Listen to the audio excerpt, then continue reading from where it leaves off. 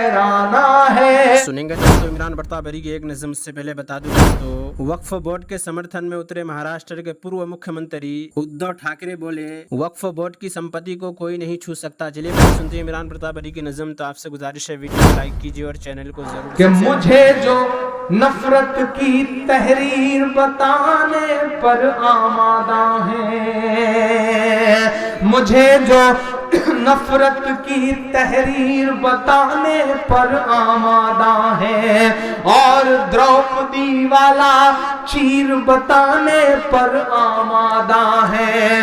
वो जो सियाही और लहू का फर्क भुलाए बैठे हैं, वो जो सियाही और लहू का फर्क भुलाए बैठे हैं, वो कैराना को कश्मीर बताने पर आमादा है।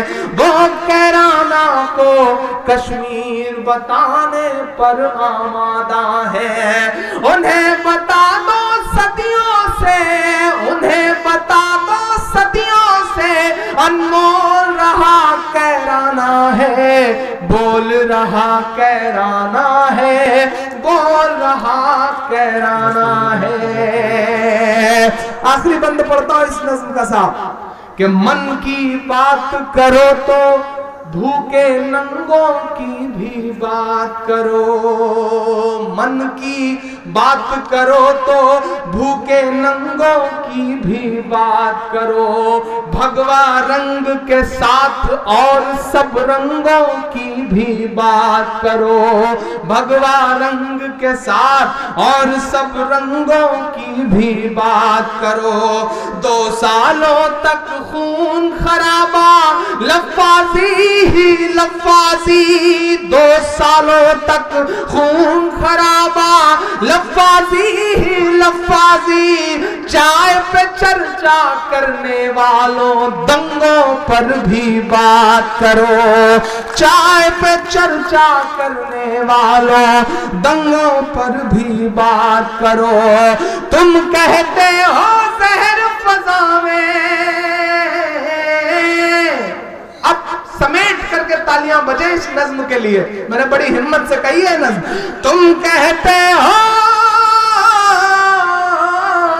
तुम कहते हो शहर फजा में बोल रहा कैराना है, तो फिर सुन लो चीख चीख कर बोल रहा कैराना है, बोल रहा कैराना है, बोल रहा कैराना है।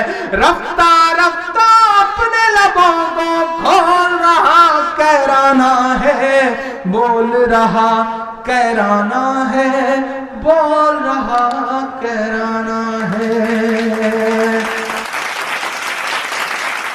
नाज़रीन, इमरान बरताबरी की नज़्म सुनने के बाद आप अपनी राय में क्या कहना चाहते हैं वो नीचे कमेंट बॉक्स में ज़रूर बताएं। ये दोस्तों मुंतखब अहादीस से कुछ खास बातें सुनते हैं। हज़रत हस्सान बिन अतिया रहमतुल्लाह अलैह फरमाते हैं कि हज़रत शद्दाद बिन औस रज़ियल्लाहु अन्हु एक सफ़र में थे, एक जगह पड़ाव डाला और अपने गुलाम से कहा दस्तरखान लाओ ताकि कुछ शगल रहे। हज़रत हस्सान फरमाते हैं मेरे लिए इनकी ये बात अजीब थी। फिर उन्होंने इरशाद फरमाया मैं जब से मुसलमान हुआ हूँ जो बात भी मैंने कही हमेशा सोच समझकर ही कही, बस आज चूक हो गई, इस बात को याद न रखना बल्कि अब जो मैं तुमसे कहूँगा उसे याद रखना। मैंने रसूलुल्लाह सल्लल्लाहु अलैहि वसल्लम को इरशाद फरमाते हुए सुना, लोग जब सोने और चांदी का ख़जाना जमा करने लग जाएं तो तुम इन कलिमात को ख़जाना बना लेना, यानी उन्हें कसरत से पढ़ते रहना। तर्जमा, या अल्लाह मैं आपसे हर काम में साबित कदमी और शद्दो हिदायत पर पुख्तगी मांगता हूँ और आपकी नेमतों का शुक्रिया अदा करने की तौफीक मांगता हूँ और आपकी अच्छी तरह इबादत करने की तौफीक मांगता हूँ और आपसे कुफ्र व शिर्क से पाक दिल का सवाल करता हूँ और आपसे सच्ची ज़बान का सवाल करता हूँ और आपसे इल्म में जितनी खैर है उसे मांगता हूँ और आपके इल्म में जितने शुरूर हैं उनसे पनाह मांगता हूँ और मेरे जितने गुनाहों को आप जानते हैं मैं उनसे इन तमाम गुनाहों की मग़फ़िरत चाहता हूँ, बेशक आप ही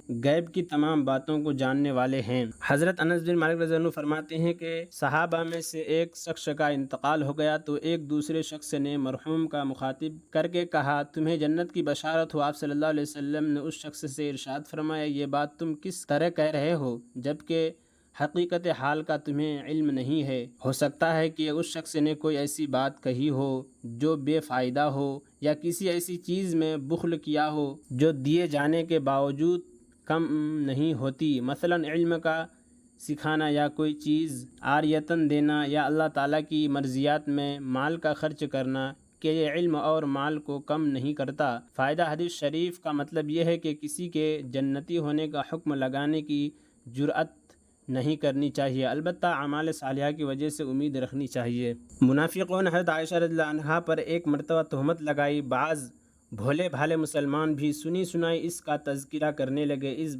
اس پر یہ آیت نازل ہوئیں۔ اللہ تعالیٰ کا ارشاد ہے، تم اس وقت عذاب کے مستحق ہو جاتے جبکہ تم اپنی زبانوں سے اس خبر کو ایک دوسرے سے نقل کر رہے تھے اور اپنے منہ سے ایسی باتیں کر رہے تھے جن کی حقیقت کا تم کو بالکل علم نہ تھا، اور تم اس کو معمولی بات سمجھ رہے تھے کہ اس میں کوئی گناہ نہیں ہے، حالانکہ وہ اللہ تعالیٰ کے نزدیک بڑی سخت بات تھی۔ اور جب تم نے اس بہتان کو سنا تھا تو اس بہتان کو سنتے ہی یوں کیوں نہ کہا کہ ہمیں تو ایسی بات کا زبان سے نکالنا بھی مناسب نہیں۔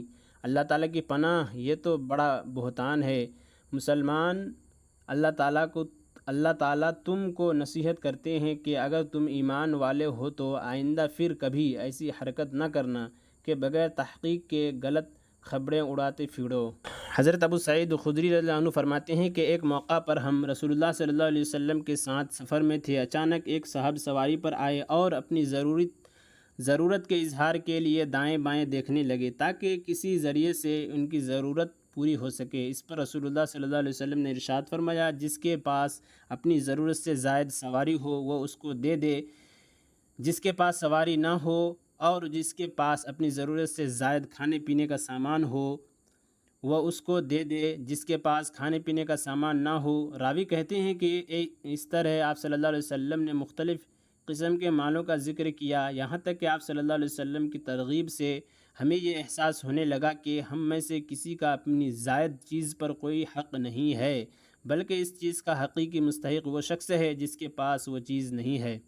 اور عمران پرتاپ گڑھی سے جڑی خبروں اور نظموں کے لیے ہمارے اس چینل کو ضرور سبسکرائب کریں۔ ملتے ہیں کسی اور ویڈیو میں ایسی نئی نظم اور نئی خبروں کے ساتھ، تو جب تک کے لیے دیجیے مجھے اجازت اور رکھیے اپنا خیال۔ آپ دیکھ رہے تھے IR مشاعرہ میڈیا اور میں آپ کے ساتھ محمد ثاقب۔ السلام علیکم۔